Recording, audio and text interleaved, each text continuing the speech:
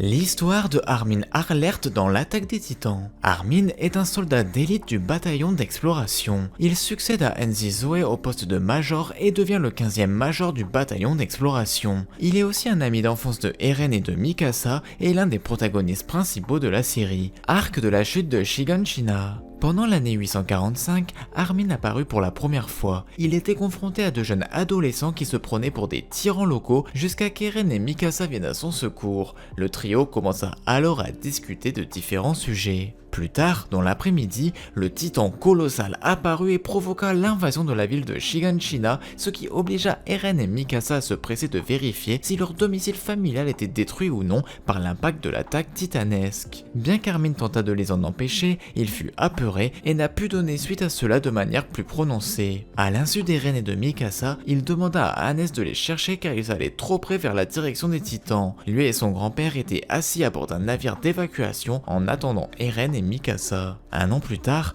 le grand-père d'Armin fut enrôlé dans l'armée avec d'autres réfugiés pour participer à l'opération de reconquête du mur Maria. Malheureusement, il décéda durant la mission et Armin fut laissé seul avec Mikasa et Eren. Armin pleura son décès en tenant dans ses mains le chapeau de paille qu'il lui avait laissé en partant. Ce fut un véritable fiasco pour l'humanité. Près de 20% de la population de l'époque fut décimée. Arc de la 104e brigade d'entraînement. En 847, ce dernier décida de rejoindre la formation militaire avec Mikasa et Eren, jugeant qu'il ne pouvait pas rester à ne rien faire. Il fut capable de passer le test d'aptitude de base après quelques efforts et essaya d'aider Eren avec l'aide de Mikasa. Armin a été considéré comme faible de par sa force physique et fut diplômé en étant en dessous du top 10 de la 104e brigade d'entraînement. Cependant, il était le premier de la classe lorsqu'il s'agissait de cours théoriques. Arc de la bataille de Trost. Armin craignait que le sort de l'humanité soit complètement entre les mains des titans quand il entendit parler de l'attaque sur la ville de Trost. Il trembla de peur et avait des problèmes pour fixer son engin avant qu'Eren ne lui dise que tout n'était pas perdu. Armin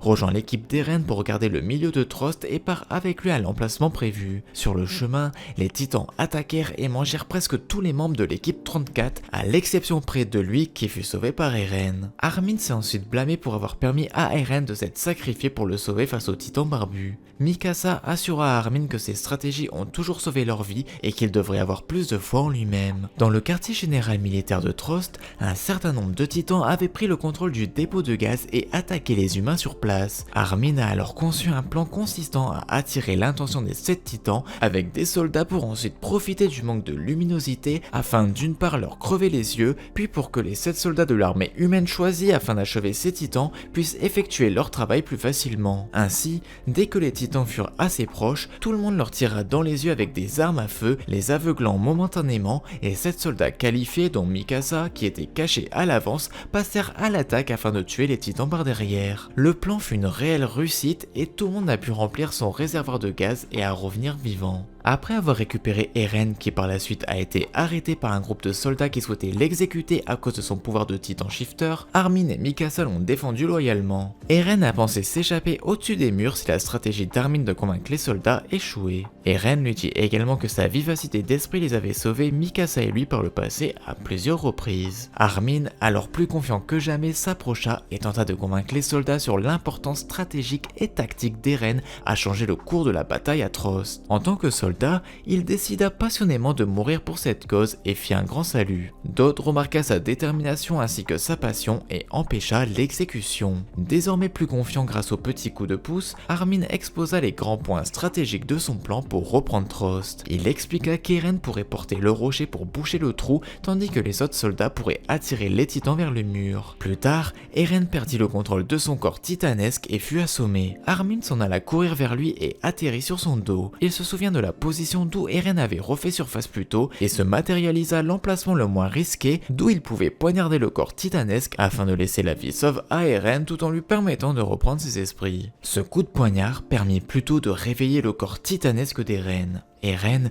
plus motivé que jamais, réussit avec succès par l'effort d'Armin à porter le rocher et sauver de cette manière la ville de Trost. Après que la nouvelle fut répandue que les 2 titans Sony et Bin furent tués, Armin avec d'autres recrues de la 104e brigade d'entraînement furent appelés pour être contrôlés. Armin, Annie et Connie discutèrent de quelle branche de l'armée ils allaient rejoindre et Armin déclara sa décision de vouloir rejoindre le bataillon d'exploration. Arc du Titan féminin. Lui et ses camarades de la 104e brigade d'entraînement, après avoir rejoint le bataillon d'exploration, se sont rendus à l'extérieur du mur rose. Ce fut la 57e expédition extramuros du bataillon d'exploration. Lorsqu'ils furent confrontés à l'apparition soudaine du Titan féminin, ils constatèrent qu'elle était bien informée sur leur formation militaire, ou du moins que le Titan semblait doué d'intelligence pour intercepter les différents messages. Elle attaqua Armin alors qu'il portait sa capuche en ayant cru que ce fut Eren sous ce déguisement, intuition révélée donc fausse. Armin remarqua néanmoins quelques petites choses concernant le Titan féminin. Elle évita volontairement de le tuer, lui et Jean, même si elle fut largement capable. Et il sembla que Rainer avait gravé des lettres sur ses pommes, après quoi elle partit directement vers l'arrière du flanc central de la formation. En outre, elle réagit au surnom d'Eren quand Armin trompeusement appela Jean à venger l'idiot suicidaire. Cela s'ajouta à d'autres éclairs de génie qu'a eu Armin à propos d'Annie, c'est-à-dire lorsqu'il a remarqué qu'elle avait utilisé l'équipement de manœuvre tridimensionnel de Marco au cours de la vérification. Avec tout cela, Armin ne pouvait que déduire qu'Annie était en réalité le Titan féminin. Après cette expédition, et de retour au monde à l'intérieur des murs, Armin demanda à Annie son aide pour l'évasion d'Eren. En effet, étant donné qu'elle était un membre des brigades spéciales, cela pouvait tourner à leur avantage puisque les brigades spéciales sont censées maintenir l'ordre et sont par conséquent très respectées à l'intérieur des murs. Ainsi, avec son aide, ils furent certains qu'ils pouvaient passer en outre le mur Sina sans éveiller les soupçons des autorités dirigeantes. Après cela, Annie fut menée vers un chemin souterrain. Cependant, elle refusa d'aller à l'intérieur pour les aider à sortir et lui demanda pourquoi il la regardait avec suspicion. Armin a ensuite pris le temps de lui demander la raison pour laquelle elle était en possession de l'équipement de manœuvre tridimensionnel de Marco. Elle a reconnu qu'il n'y a pas si longtemps, elle et Marco s'entraînaient de manière routinière dans l'optique d'être constamment en forme en cas d'urgence. Annie avoua néanmoins qu'elle a trouvé son équipement après que Marco soit mort et qu'elle a utilisé son propre équipement de manœuvre tridimensionnel afin de tuer les deux titans capturés. Elle lui a alors demandé s'il n'avait pas déjà tout compris depuis un moment et pourquoi n'avait-il pas pris des mesures plus tôt. Armin affirma que s'il ne l'avait pas fait, c'est parce qu'il voulait croire qu'il y avait un moyen qu'il puisse se tromper sur toute la ligne. C'est quand Annie a refusé de le tuer qu'il avait commencé à avoir des certitudes. Armin tenta alors de saisir Annie en tirant le signal de son pistolet de détresse, laissant les soldats déjà présents la capturer. Comme les gens ont essayé de la retenir, elle a néanmoins réussi à se blesser avec une projection de métal pointu cachée dans l'anneau de son père. Remarquant cela, Mikasa saisit à la fois Eren et Armin et les prit car elle déduisit que cette simple blessure allait permettre à Annie de se transformer en titan. Quand Armin apprit que son plan avait échoué, il tenta de démarrer le plan B en essayant d'encourager Eren de se transformer en titan assaillant afin de faire face à Annie. Eren essaya alors de se transformer en sa forme titanesque, cependant sans réussite. C'est alors seulement que Mikasa et Armin apprirent pourquoi il était réticent à se battre à nouveau. En effet, ce fut parce qu'il ne s'était toujours pas résolu à accepter qu'Annie était en fait leur ennemi depuis le début. N'ayant pas d'autre choix, Armin dit à Eren que lui et Mikasa allaient sortir par chacune des deux ouvertures. Réalisant que ses amis étaient en danger, Eren se transforma finalement en sa forme titanesque, le titan assaillant refit alors surface et battit le titan féminin. Après la capture d'Annie, Armin dit à Jean qu'il n'était plus nécessaire d'amener Eren au roi et qu'Annie était le titan féminin. Annie fut emprisonnée en secret après avoir s'être elle-même enfermée dans un cristal indestructible afin d'éviter les interrogatoires. Armin ne pouvait comprendre comment les murs étaient construits en premier lieu parce qu'il n'y avait pas de pierre ou de briques autour. Il émit l'hypothèse que les capacités de durcissement du titan ont été utilisées pour construire les murs. Il crut qu'il était en mesure d'expliquer comment Annie était capable de s'envelopper dans un cristal. L'hypothèse d'Armin a été confirmée lorsque l'échantillon de roche du lieutenant Hanzi Zoe avait été ramassé du corps d'Annie, identifiant les propriétés cristallines des murs. Lui et les autres apprirent du lieutenant Hanzi que la seule façon qu'il pouvait réparer la mur était qu'Eren puisse utiliser ses capacités de durcissement pour aider à réparer le mur rose. Plus tard, le pasteur leur raconta qu'une jeune fille dans le bataillon d'exploration pourrait en savoir plus sur ce qui se passe et c'est à elle de décider si elle devait leur en faire part. Arc du choc des titans. Une fois que le bataillon d'exploration avait sauvé les autres membres de la brigade du Sud, Armin apprit que le vrai nom de Krista était en réalité Historia et comment Ymir fut gravement blessé pendant son combat avec les titans. Il apprit immédiatement la correspondance secrète entre Reiner, Bertholdt et Annie. Au cours de la bataille avec Bertholdt et Reiner, Armin affirma que le titan colossal avait des mouvements très lents qu'il se devait d'exploiter. Avec Eren et Ymir maintenant enlevés par Bertholdt et Reiner, il se concentra en aidant Mikasa et les autres jusqu'à que les renforts arrivent. Il leur dit qu'Eren a toujours été comme ça, ils font souvent dans le tas. Hannes mentionne même que, bien qu'il ne l'admettra pas, il a toujours su qu'Armin et Mikasa étaient là pour l'aider. Revigoré et déterminé à sauver à la fois Eren et Ymir, il prit la position avec le bataillon d'exploration, la garnison et les brigades spéciales. Au cours du voyage, Armin remarqua qu'Historia arpentait tout le monde et ne répondait pas à n'importe qui. Ses soupçons ont été confirmés quand Ymir saisit Historia et s'échappa. Il se rend compte qu'Ymir a été définitivement un ennemi. Un peu plus tard, il rejoignit les autres anciens membres de la 104e brigade d'entraînement afin d'affronter les deux traîtres Reiner et Bertholdt. Il resta silencieux pendant la première confrontation et est forcé de se retirer brièvement lorsque Erwin attira une nuée de titans pour attaquer le titan cuirassé. Lorsque son commandant fut blessé et emporté par un titan, Armin resta concentré sur la mission et se joignit à la deuxième tentative pour récupérer Eren. En utilisant sa vitesse de manœuvre tridimensionnelle afin de monter sur la tête du titan cuirassé, il tenta désespérément de penser à ce qui peut être sacrifié pour changer leur situation. Il se souvint soudain de la préoccupation prononcée de Bertholdt envers Annie lorsque cette dernière rejoignit la branche des brigades spéciales seule. Armin informa ses complices qu'elle fut capturée. Poursuivant son bluff un peu plus loin, il se demanda s'ils ont l'intention de la laisser derrière dans le district du Nord et décrivit la manière dont elle s'était fait torturer. Ceci a eu l'effet escompté. En effet, cela a choqué Reiner et mis Bertholdt en colère. Cela permit à Erwin de blesser Bertholdt et de libérer Eren. Avec leur mission accomplie, Armin et les autres tentèrent de se retirer le plus rapidement possible. Cependant, leur chemin fut bloqué quand Reiner paniqua et commença à jeter des titans pour les empêcher de s'échapper. Avec cet acte, Armin se demanda pourquoi Reiner faisait cela en sachant qu'il mettait la vie d'Eren en danger. À un certain moment, au cours de la bataille, un titan frappa Jean et lui fit perdre conscience. Avec nulle part où se réfugier, Armin traîna Jean vers un petit groupe d'arbres et se prépara à faire face à un titan avec une seule épée. Il regarda vers Eren et Mikasa où il les vit dans une situation tout aussi désespérée. Les amis échangèrent des regards avec les larmes aux yeux, une sorte de préparation pour la fin. Il est sauvé quand Eren utilisa sa capacité étrange qui donne des ordres aux titans, obligeant ainsi les titans à attaquer d'abord le titan souriant, puis le titan cuirassé. Cela permit à Armin de récupérer un cheval et porter Jean blessé en toute sécurité. Ils se retirèrent du champ de bataille, firent le deuil de Hannes et se souvinrent de leur tendre enfance en compagnie de ce dernier. Arc du tournant majeur. Après avoir échappé miraculeusement aux titans qui selon la volonté d'Eren ont attaqué le titan cuirassé, Armin annonce à celui-ci que comme Annie, il pouvait sûrement contrôler les titans classiques. Il est revu à nouveau dans leur nouvelle base provisoire, indiquant à Sasha que s'ils venaient à perdre leurs provisions, ils mourraient de faim. Il refait ensuite son apparition lors d'une réunion avec le capitaine Levi,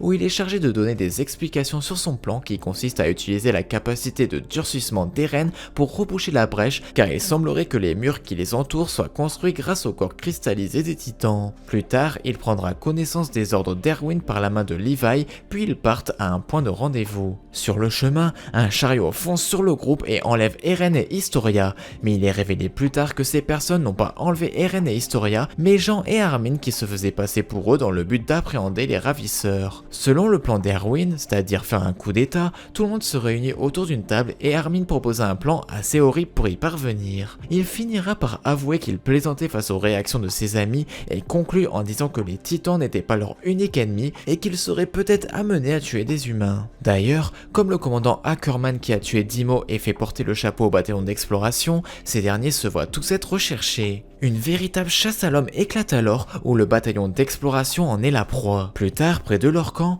le bataillon tend un piège à deux soldats avec Armin comme proie pour leur prendre leur uniforme afin de s'infiltrer et trouver où sont enfermés Eren et Historia. Par chance, les deux soldats, tous deux anciens membres de la 104e brigade d'entraînement, après quelques embrouilles et explications, se joignirent au bataillon d'exploration et les mènent au QG des brigades spéciales centrales. À l'intérieur du QG, les soldats de l'escouade Levi tirent dans les cuisses de tous les soldats afin de les immobilisés et ils capturent leur chef. Ils s'éloignent ensuite du bâtiment et Levi commence à le torturer pour qu'il lui dise où se trouvaient Eren et Historia. Mais le chef l'ignore et accuse Kenny d'avoir gardé le secret. Peu de temps après, Sasha avertit que 3 personnes arrive vers eux. Il s'agit du chef Hanzi et des 2 soldats. Ils viennent annoncer que la police militaire centrale est tombée et que le bataillon d'exploration est gracié. Armin et les autres soldats sautent alors de joie en apprenant cette nouvelle.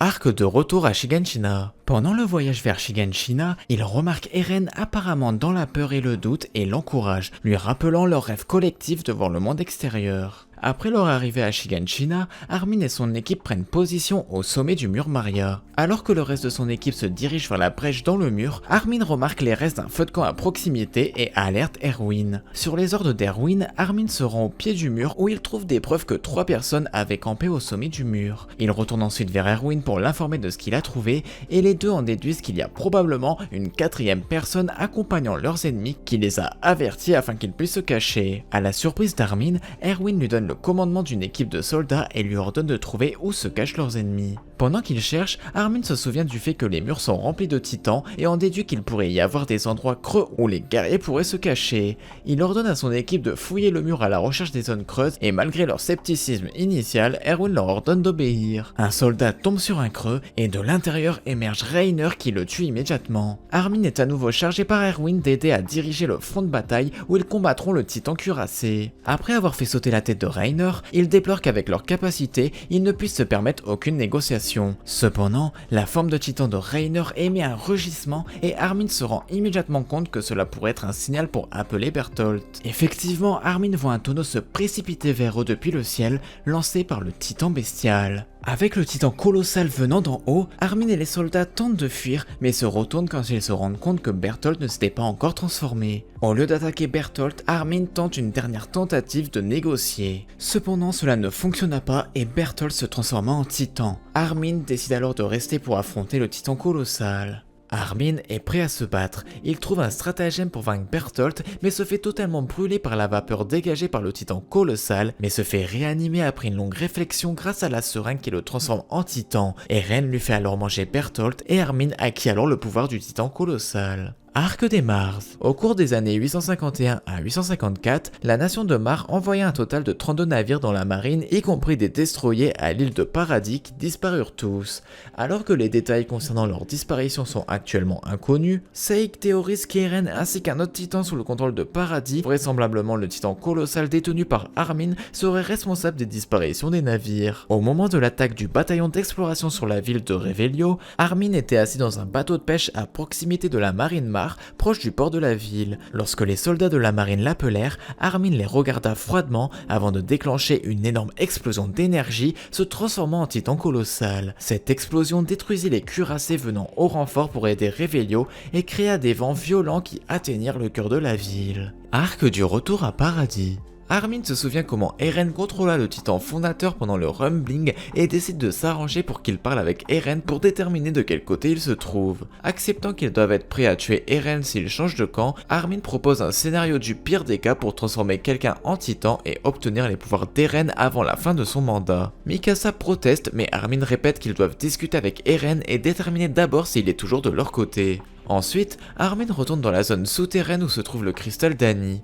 Il s'approche et le touche pour essayer d'accéder à toutes les informations qu'ils peuvent utiliser. Soudain, il entend Hitch derrière lui dire de ne pas toucher au cristal d'Annie. Il va ensuite à l'extérieur et Hitch tend un journal à Armin rapportant que les gens se méfient encore plus que d'habitude du bataillon d'exploration. Armin est d'accord mais insiste sur le fait qu'ils doivent se dépêcher et découvrir les véritables motivations d'Eren avant qu'il ne soit trop tard. Hitch part aider plusieurs autres membres à éloigner les manifestants tandis qu'Armin se rend avec Mikasa à une réunion prévue avec Darius. Il est choqué d'entendre Darius refuser leur demande de voir Eren en ce moment. Quand Armin demande pourquoi, ils sont tous les deux stupéfaits lorsque Darius leur révèle la conviction qu'Eren pourrait être sous le contrôle de Sig. Armin insiste sur le fait qu'ils peuvent être utiles pour comprendre les motivations d'Eren, mais il ne leur permet toujours pas et les rejette. Quelques instants après son départ, une explosion se produit et Mikasa attrape Armin et le protège de l'explosion. Armin et Mikasa sont horrifiés de voir à la fois le cadavre mutilé de Darius détruit par une bombe posée sur son bureau et la foule de manifestants apparemment en faveur de l'acte. Armin assiste plus tard à une autre réunion pour discuter de la manière dont l'armée traitera les Jaegeristes. Pixies ordonne à l'armée de sécuriser Historia et Zeke et dit à Armin que ses défenses avec le pouvoir des titans doivent être plus forts que jamais. Recommandant Pixies comme le commandant en chef par intérim,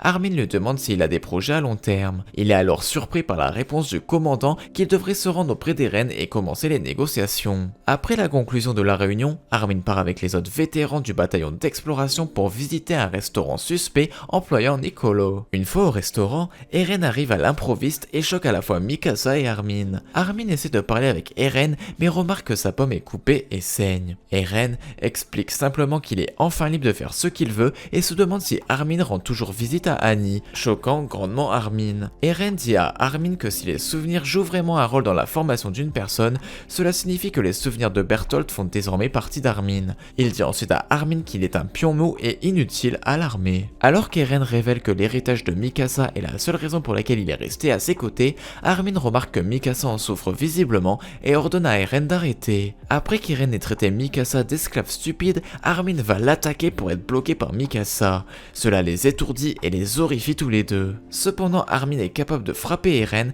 qui prend le coup et le jette contre une étagère. Eren se moque des capacités de combat d'Armin et le bat sans effort. Alors qu'Eren ordonne à ses partisans de les amener, Armin demande amèrement si Eren voulait la liberté de blesser Mikasa et traite Zeke de merde tout en affirmant qu'Eren est le véritable esclave. Cela met Eren en colère et les amène tous dans le district de Shiganshina. Armin est alors confiné aux côtés de ceux récemment capturés par les Jaegeristes. Après s'être échappé, le bataillon d'exploration tente de s'approcher d'Eren. Armin et les autres remarquent que Zeke se fait tirer dessus au sommet du mur et retombe au sol. C'est alors que Armin et Mikasa se font tous les deux tirer dessus par des soldats de Mar. Après que Connie ait lancé sa lance foudroyante et les ait sauvés, Armin surprend le commandant Pixies et est d'accord avec le plan et demande à Mikasa de l'accompagner pour se placer derrière l'ennemi. Alors qu'ils voyagent dans les airs, Armin et les autres soldats du bataillon d'exploration entendent Zeke crier et remarquent plusieurs éclairs de lumière dans le district de Shiganshina.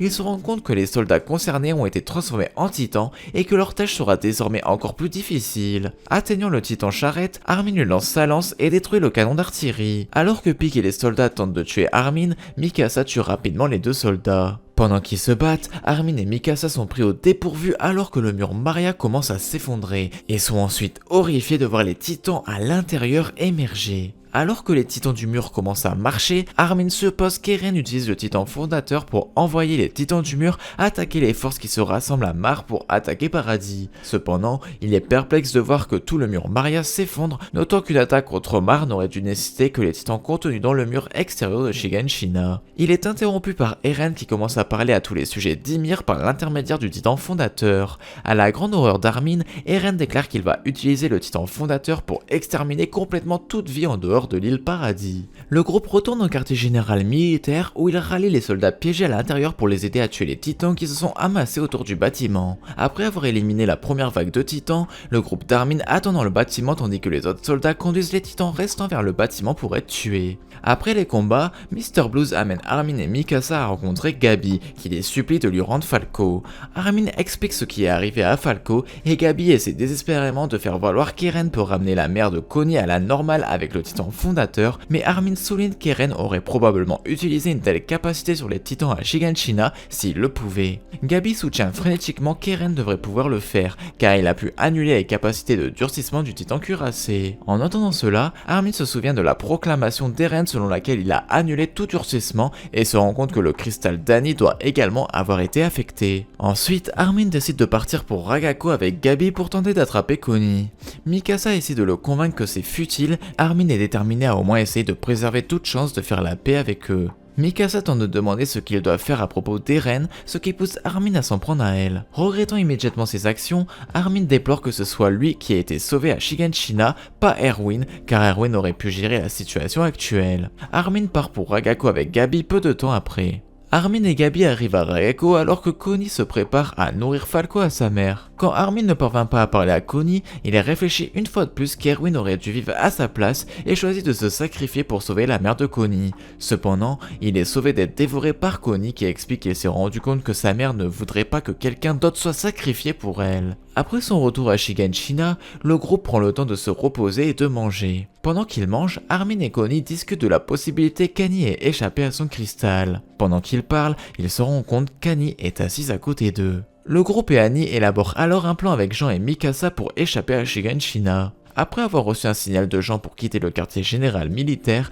Armin part avec ses camarades. En sortant de Shiganshina, il récupère Reiner. Dans le cadre d'un plan visant à inciter Floch à remettre la mécanique d'Azumabito, Armin et Connie se rendent dans le port et disent à Floch qu'ils poursuivent le titan charrette depuis qu'il a dévoré Jean. Ils disent à Floch d'envoyer les mécaniciens d'Azumabito pour les aider à démarrer le navire afin qu'ils puissent continuer leur poursuite et se diriger vers le navire sans attendre sa réponse. Ils sont arrêtés par Daz et Samuel et, voyant que l'avion a été truqué pour exploser, exigent qu'ils le désarment. Daz et Samuel les interrogent sur leur allégeance et Armin et Connie parviennent à les convaincre de commencer à désarmer les bombes de l'avion. Alors qu'ils attendent les mécaniciens, Armin et Connie sont horrifiés d'entendre des coups de feu suivis d'une annonce de Floch que et Mikasa sont des traîtres. Daz commence à recabler les bombes dans l'avion et Armin tente de l'arrêter seulement pour se faire tirer dessus à 3 endroits par Samuel. Alors que Connie se bat avec Samuel, Armin continue d'essayer d'arrêter Daz malgré ses blessures. Daz essaie de le tirer dessus, forçant Connie à tuer Daz et Samuel pour sauver Armin. Pendant que leurs alliés combattent les Jägeristes, Connie transporte Armin à Magat. Connie va aider les autres tandis que Magat porte Armin à bord du bateau. Après sa guérison et que les préparatifs du bateau volant sont presque terminés, Armin fait ses adieux à Annie qui a décidé de rester. Avant que le groupe ne puisse partir, Floch se révèle et fait des trous dans le réservoir de carburant du bateau nécessitant des réparations. Alors que les réparations commencent, les titans d'Eren arrivent à Odia. Armin se porte volontaire pour rester derrière pour les retenir, mais Reiner insiste sur le fait que le titan colossal sera nécessaire pour arrêter Eren. Hanzi demande de rester et de retenir les titans et nomme Armin 15e commandant du bataillon d'exploration. Armin et les autres parviennent à faire fonctionner le bateau avant que les titans n'atteignent le hangar. Tous à bord ont le cœur brisé par la mort d'Hanzi. Alors que l'hydravion atteint Eren, Armin essaie d'amener Onyan Kompon à abandonner l'hydravion avec le reste du groupe, mais Onyan Kompon insiste pour rester avec le bateau pour le rapprocher le plus possible d'Eren. Alors que le bateau se rapproche, il est sous le feu du titan bestial et Armin et ses amis sont obligés d'abandonner le bateau au milieu du barrage. En utilisant leur équipement de manœuvre, le groupe évite les projectiles de la bête et commence à l'engager. Ils font qu'une bouchée du titan bestial mais découvrent que Sig n'est pas à l'intérieur de sa nuque. À la demande de Jean, Armin ordonne à ses camarades d'évacuer la zone afin qu'ils puissent se transformer et utiliser l'explosion pour tenter de découvrir l'emplacement de Sig. Avant qu'il ne puisse se transformer, Armin est attaqué par derrière par un titan. Alors que le titan commence à l'avaler tout entier, Armin est surpris par la vue d'Ymir à proximité le regardant. Dans la bouche du titan, Armin commence à suffoquer. Il conclut qu'Ymir est celle qui génère des titans pour défendre Eren et commence à déplorer que lui et ses camarades soient impuissants à les arrêter tous les deux. Alors qu'il commence à s'évanouir, Armin voit Bertholdt debout devant lui en train de pleurer. Armin regarde son corps inconscient et devient frustré qu'il ne bouge pas. Armin est assis avec Sig et l'écoute expliquer sa théorie sur l'origine de la vie. Sig théorise que toutes les formes de vie trouvent leur sens en se multipliant et que c'est une peur résultante de la mort qui a poussé Ymir à engendrer son corps de titan éternel et à s'échapper dans le monde du droit chemin. Sig théorise que la raison pour laquelle elle a continué à obéir à la famille Fritz pendant 2000 ans était parce qu'elle ressentait toujours un lien avec le monde et qu'elle a probablement choisi d'aider Eren parce qu'il était la première personne capable de la comprendre. Armin essaie de faire en sorte que Sig lui dise comment échapper au monde du passé, mais Sig pense qu'il est inutile de continuer à se battre. Armin est sauvé du titan qui l'a kidnappé par Mikasa qui lui ouvre la bouche. Le titan parvint à empaler sa jambe avec sa langue et Armin utilise sa lance pour le tuer, mais il commence à être entraîné avec sa carcasse. Connie le libère et Annie le rattrape. Armin explique à ses amis que Zeki a pu utiliser la connexion que tous les Eldiens ont pour éveiller la conscience de certains des anciens 9 titans et théorise qu'il a probablement pu le faire en raison du désir d'Ymir d'être connecté avec les autres. Leurs nouveaux alliés sont capables de leur donner l'ouverture nécessaire nécessaires pour faire exploser les explosifs sur la nuque d'Eren. Reiner empêche le mille-pattes dans la nuque d'Eren de se rattacher et le reste du groupe s'enfuit au sommet du titan mâchoire, dégageant la zone alors qu'Armin se prépare à se transformer. Remerciant les 9 titans qui l'ont aidé, Armin dit au revoir à Eren et se transforme. Sortant du cratère où il s'est transformé, Armin suit Reiner cherchant à détruire la source de toute matière vivante. Peu de temps après, une autre explosion massive secoue les plaines et Eren, contrôlant maintenant le corps du titan colossal, émerge des nuages de vapeur. Armin se retourne pour lui faire face lorsque la source de toute matière vivante émet soudainement un nuage de gaz. Armin continue son rythme vers Eren, laissant Reiner s'occuper de la source. Ignorant la soudaine horde de titans, Armin tente de saisir Eren, déclarant qu'il le combattra jusqu'à la fin. Bien qu'il porte un coup contre la tête d'Eren, il est rapidement désavantagé quand Eren porte un coup dévastateur contre sa propre tête, cédant le visage du titan d'Armin. Malgré le combat au corps à corps, il entend le serment de Mikasa d'achever Eren, recevant un autre coup écrasant Eren qui s'effondre sur le côté gauche de la tête de son titan. L'aide d'Armin porte ses fruits car Mikasa est capable d'entrer dans la bouche du titan d'Eren et de couper rapidement sa tête humaine exposée. Armin se réveille sur le sol à l'extérieur de son titan en train de se désintégrer. Ses souvenirs de sa dernière conversation avec Eren étaient restaurés. Alors qu'il prend ses repères, Mikasa s'approche de lui et Armin a le cœur brisé de voir qu'elle porte la tête décapitée d'Eren. Alors qu'Armin pleure son ami, Mikasa lui demande s'il se souvient qu'Eren est venu lui rendre visite maintenant et Armin confirme qu'il s'en souvient. Le choix de Mikasa de tuer Eren a détruit le pouvoir. Armin retourne vers le reste des Eldiens pour les trouver sous la menace d'une arme par le secrétaire Muller et ses forces. Muller exige que les Eldiens prouvent qu'ils ne peuvent plus se transformer en titans ou ils feront face à une exécution immédiate et Armin s'avance dans la défense de son peuple. Il fait remarquer aux Omar que s'il possédait toujours la capacité de se transformer en titan, il utiliserait cette capacité même pour se défendre. Le fait qu'il soit à la merci des Mar doit logiquement signifier qu'il ne possède plus le pouvoir des titans. Muller ordonne à ses hommes de baisser leurs armes à feu et demande le nom d'Armin. Armin se présente comme l'homme qui a tué Eren Yeager. Et voilà, c'est tout pour l'histoire de Armin. J'espère que cette vidéo vous a plu. C'était Scarecrow, je vous dis à la prochaine, bye bye.